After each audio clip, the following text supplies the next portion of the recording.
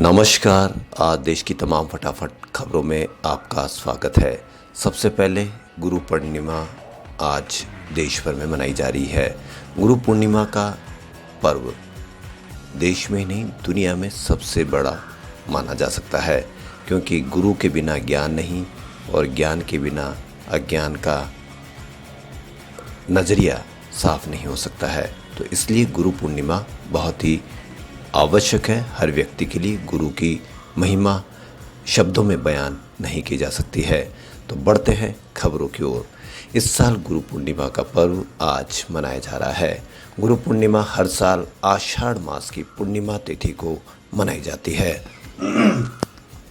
पौराणिक मान्यताओं के अनुसार आषाढ़ मास की पूर्णिमा के दिन वेदों के रचयिता महर्षि वेदव्यास का जन्म हुआ था। यही कारण है कि गुरु पूर्णिमा के दिन व्यास जयंती भी मनाई जाती है।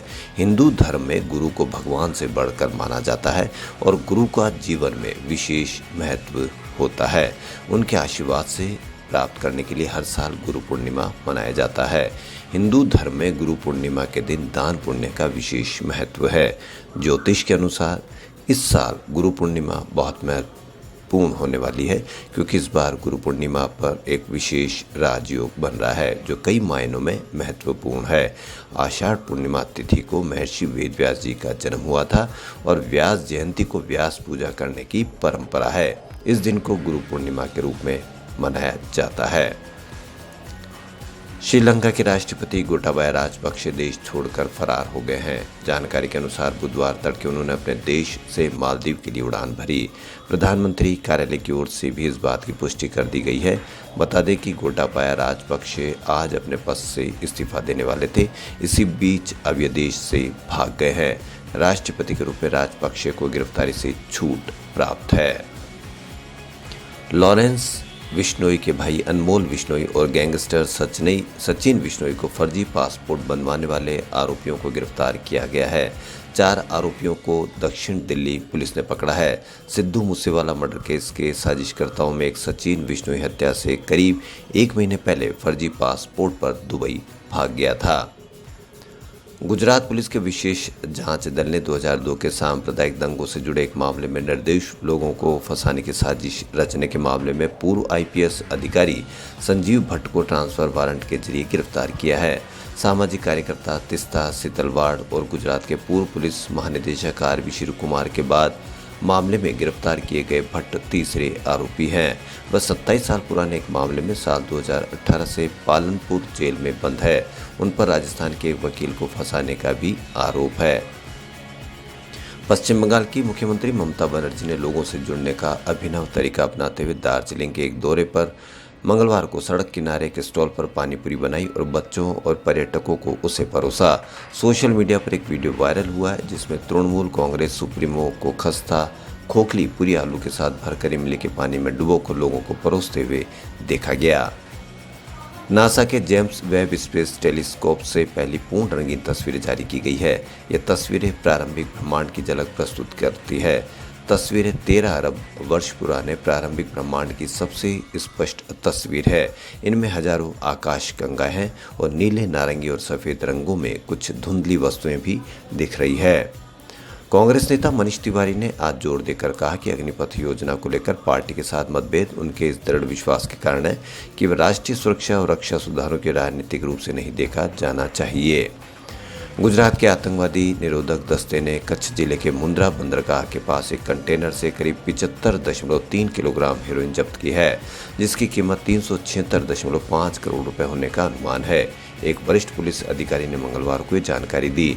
गुजरात के पुलिस महानिदेशक ने बताया कि अधिकारियों को चकमा देने के लिए हेरोइन की खेप को कपड़े के थान में छिपाकर संयुक्त अरब अमीरात से भारत भेजा गया था। प्रधानमंत्री नरेंद्र मोदी ने मंगलवार को झारखंड की धार्मिक नगरी देवघर पहुंचे, जहां पीएम ने बाबा वैद्यनाथ मंदिर में पूजा अर्चना की। पीएम मोदी की पूजा अर्चना के दौरान सभी 22 मंदिर खाली रहे। आतंकियों के निशाने पर उदयपुर का कन्हैया लाल ही नहीं बल्कि वे सभी लोग थे जिन्होंने नुपुर शर्मा के समर्थन में पोस्ट की थी। पाकिस्तानी संगठन दावत इस्लामी और आतंकवादियों ने इसके लिए राजस्थान के 40 लोगों को तैयार कर लिया था।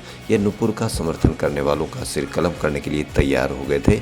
ये खुलासा एनआईए और एटीएस की शुरुआती जांच में सामने आया है। ओवल में खेले गए वनडे सीरीज के पहले मैच में भारत ने इंग्लैंड को 10 विकेट से हरा दिया। 48 साल में पहला मौका है जब भारत ने इंग्लैंड को 10 विकेट से हराया है। बुमराह और शमी की तेजी के सामने इंग्लिश टीम 110 रन ही बना पाई। बुमराह ने 19 रन देकर 6 विकेट लिए। राष्ट्रपति चुनाव में शिवसेना एनडीए उम्मीदवार द्रौपदी मुर्मू का समर्थन करेगी। खुद उद्धव ठाकरे ने इसका ऐलान किया है। उन्होंने कहा कि इस फैसले के लिए मुझ पर कोई दबाव नहीं था। इस मसले पर उद्धव ने सोमवार को मीटिंग की थी। इसमें शिवसेना सांसदों ने मुर्मू का समर्थन करने की मांग की थी। गुजरात और महाराष्ट्र के कई जिलों में बारिश कहर मचा रही है। गुजरात में बारिश और बाढ़ से 24 घंटे में 7 और लोगों की मौत हो गई। अब तक यहाँ 69 मौतें हुई है। सूरत समेत 6 जिलों में रेड अलर्ट है। महाराष्ट्र के भी 5 जिले कोल्हापुर, पालघर, नासिक, पुणे और रत्नागिरी के लिए रेड अलर्ट जारी किया है। विपक्ष ने संसद भवन की नई बिल्डिंग पर लगाए गए अशोक स्तंभ के डिजाइन से छेड़छाड़ का आरोप लगाया है। आरोप है कि अशोक स्तंभ के शेरों का क्रूर और आक्रामक बनाया गया है, जो सारनाथ म्यूजियम में रखे मूल स्वरूप से अलग है। कांग्रेस महासचिव जयराम रमेश ने कहा कि अशोक स्तंभ पर शेरों की प्रकृति को बदलना राष्ट्रीय प्रतीक का अपमान है। जनसंख्या विस्फोटक से जूझ रहा भारत आबादी के मामले में अगले साल चीन को पछाड़ देगा। दरअसल सोमवार को वर्ल्ड पॉपुलेशन डे के मौके पर संयुक्त राष्ट्र ने एक रिपोर्ट जारी की, जिसमें कहा गया है कि 2023 तक भारत दुनिया की सबसे ज़्यादा आबादी वाला देश बन जाएगा। फिलहाल चीन की आबादी 1.426 अरब है। भारत की आबादी 141 अरब है। माना जा रहा है कि 2023 में भारत की जनसंख्या बढ़कर 1.429 अरब होने वाली है। साथ ही 2050 तक ये आंकड़ा 1.668 अरब तक पहुंच जाएगा। अडानी ग्रुप अपनी subsidiary company Adani data networks के माध्यम से 5G नीलामी में भाग लेगा। यह अडानी एंटरप्राइजेज की पूर्ण स्वामित्व वाली कंपनी है। डेटा नेटवर्क के नेटवर्थ 248.35 करोड़ रुपए, जबकि अडानी एंटरप्राइजेज की नेटवर्थ 4730.66 करोड़ रुपए है। गेहूं के आटे और इसके अन्य उत्पादों के निर्यात पर प्रतिबंध आज यानी 12 जुलाई से लागू हो गई है। अब जो भी व्यापारी आटा, मैदा, समोलिना, होल मील आटा और रिजल्टेंट आटा का निर्यात करना चाहते हैं, उन्हें इंटर मिनिस्ट्रियल कमेटी की मंजूरी लेनी होगी। 6 जुलाई को इसे लेकर नोटिफिकेशन जारी किया गया था। Directorate general of foreign trade ने इसे जारी किया था। इसके पहले 13 मई को सरकार ने गेहूं की कीमतों को कंट्रोल में रखने के लिए एक्सपोर्ट पर रोक लगाई थी। पूर्व कांग्रेस अध्यक्ष राहुल गांधी ने गहलोत सरकार के कामकाज की तारीफ करने के साथ पूर्व डिप्टी सीएम सचिन पायलट का फोटो लगाकर सियासी चर्चा छेड़ दी है। राहुल गांधी ने सोशल मीडिया पर पोस्ट लिखकर मेडिकल के क्षेत्र में गहलोत सरकार के कामकाज को सराहा है। सरकार की तारीफ वाली पोस्ट में अशोक गहलोत के साथ सचिन पायलट का भी फोटो लगाया है। एनडीए के राष्ट्रपति पद की उम्मीदवार द्रौपदी मुर्मू आज वोट की अपील करने राजस्थान दौरे पर आ रही है। बीजेपी और आदिवासी समाज की ओर से जयपुर में उनका आदिवासी संस्कृति और राजस्थानी परंपरा से स्वागत होगा। बॉलीवुड के ग्रीक गॉड के नाम से मशहूर एक्टर ऋतिक रोशन ने अपने करियर की शुरुआत साल 2000 में आई फिल्म कहो न प्यार है से की थी।